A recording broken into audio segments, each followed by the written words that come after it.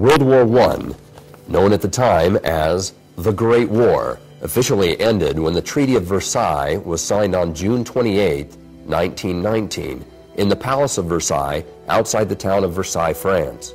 However, fighting ceased 7 months earlier when an armistice, or temporary cessation of hostilities, between the Allied nations and Germany went into effect on the 11th hour of the 11th day on the 11th month.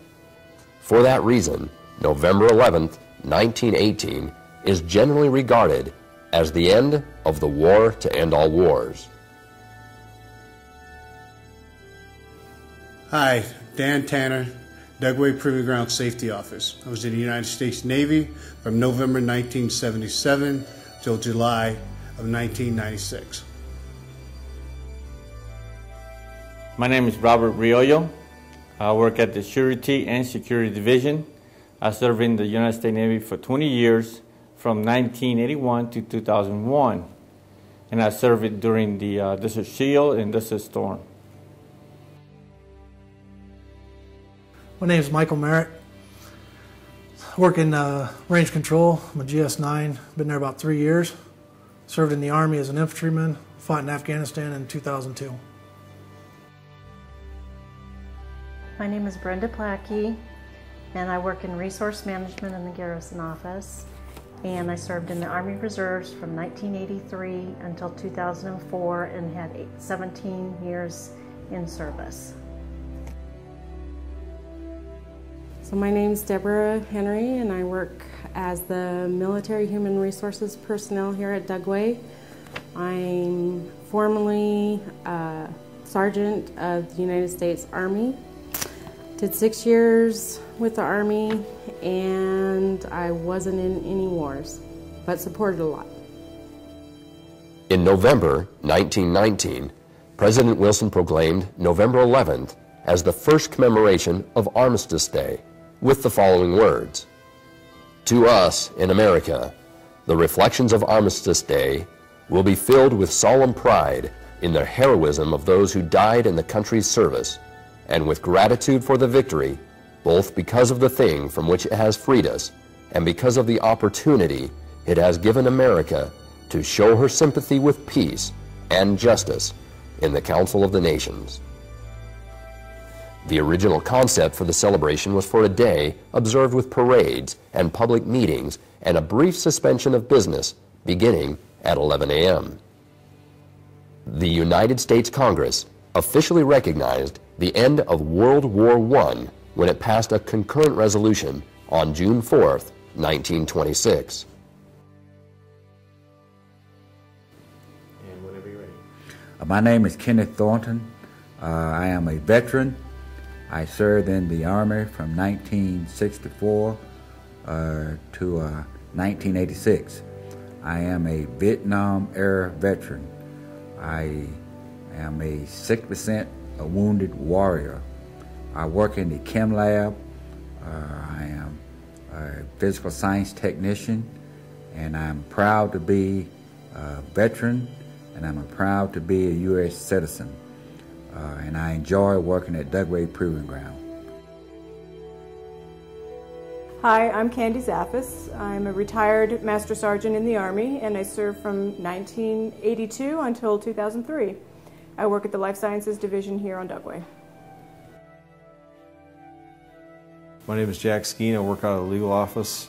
I'm a colonel in the Army Reserve, and I've been in for 26 years, and I served in both Desert Shield, Desert Storm, 1991, and then a little bit in Iraqi Freedom in 2006 in Kuwait. Hi, I'm Susan Krippner. I work at the Meteorology Division, and I'm Chief Forecaster down there. I was in the Navy for 10 years, from 1984 to 1994, during Desert Storm, and I was an AG-1 at the time. Hi, my name is Charity Simcox-Strockner. I work at Property Book here at Dugway. I served in the military from 1995 to 2002. My first duty station was supposed to be Germany, and I ended up going to Bosnia for about a year. And then I went to Fort Gordon, and then I went to Korea, and then my last station was in Fort Knox. An act approved May 13, 1938, made the 11th of November in each year a legal holiday, a day to be dedicated to the cause of world peace and to be thereafter celebrated and known as Armistice Day. Armistice Day was primarily a day set aside to honor veterans of World War I, but in 1954, after World War II had required the greatest mobilization of soldiers, sailors, Marines, and airmen in the nation's history, after American forces had fought aggression in Korea, the 83rd Congress, at the urging of the veteran service organizations, amended the Act of 1938 by striking out the word armistice and inserting in its place the word veterans. With the approval of this legislation on June 1st, 1954, November the 11th became a day to honor American veterans of all wars. Good afternoon, I'm Tracy Lunt. I currently serve on Colonel King's Special Staff in charge of the UAS strategic planning. I'm a retired Air Force. I served 20 years. Started out pilot training in 1987 and I retired in 2006. Absolutely love my career and look forward to serving another 20 years in the Army. My name is Doris Fiddler. I'm currently the Industrial Hygiene Program Manager with the U.S. Army Health Clinic at Dugway. My rank when I was in the Air Force was Master Sergeant. I retired from the Air Force after 23 years. Sid Cowan, West Desert Logistics, with the duty station at Life Sciences Division. I served in the Army from 1961 to 1981, and I was in Vietnam in the Air Cavalry. Angelique Brown. I work on Dugway at the Supply and Services Building. I was in the military from 1986 to 1989, and the second time from 2005 to 2009. I was never deployed. Hi, my name is Frank Melendez. I'm the Dugway Proving Ground Special Security Officer. I joined the Army back in 1977 with duties in Bilsek, Germany, and got out in 1985 at the rank of a Staff Sergeant. The Uniform Holiday Bill was signed on June 28, 1968, and was intended to ensure 3-day weekends for federal employees by celebrating 4 national holidays on Mondays: Washington's birthday, Memorial Day, Veterans Day, and Columbus Day. It was thought that these extended weekends would encourage travel, recreational and cultural activities, and stimulate greater industrial and commercial production. Many states did not agree with this decision and continued to celebrate the holidays on their original dates. The first Veterans Day, under the new law, was observed with much confusion on October the 25th, 1971. It was quite apparent that the commemoration of this day was a matter of historic and patriotic significance to a great number of our citizens. And so, on September 20th, 1975, President Gerald R. Ford signed Public Law 94-97, which returned the annual observance of Veterans Day to its original date of November 11th, beginning in 1978. This action supported the desires of the overwhelming majority of state legislatures, all major veteran service organizations, and the American people. Hi, I'm Ray Moraisada. I work at the Chemical Test Division, Dugway Proving Ground, and have served in the U.S. Army from 1998 through 2007 on active duty before I switched to the reserves. I'm still in the reserves. Current rank is Lieutenant Colonel, and I have not yet served in any campaign, but I will ship out next year. My name is Julian Anglin. I work at Range Control, former Staff Sergeant in the United States Army.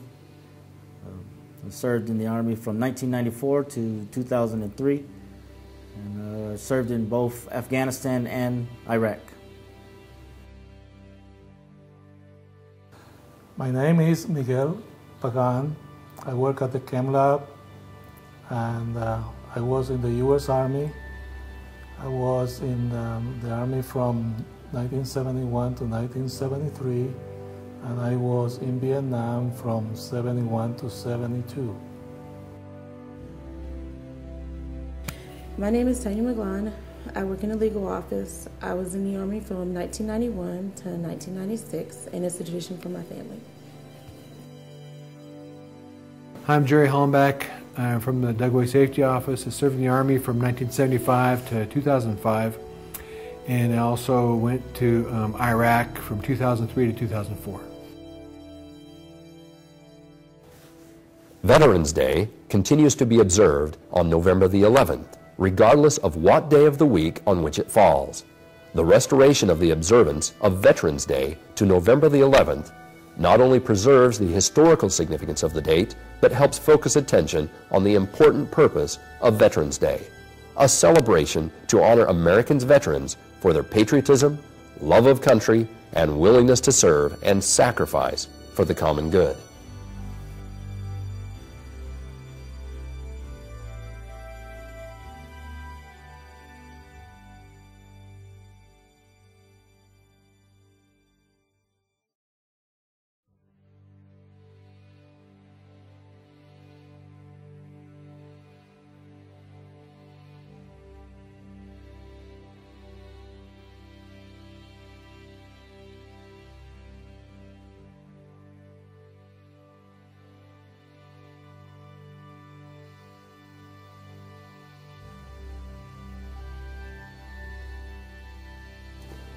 Ladies and gentlemen, in the continuation of our silent ceremony, please now begin to move outside and gather in front of the headquarters flagpole. We appreciate your continued respectful, quiet observance of this ceremony.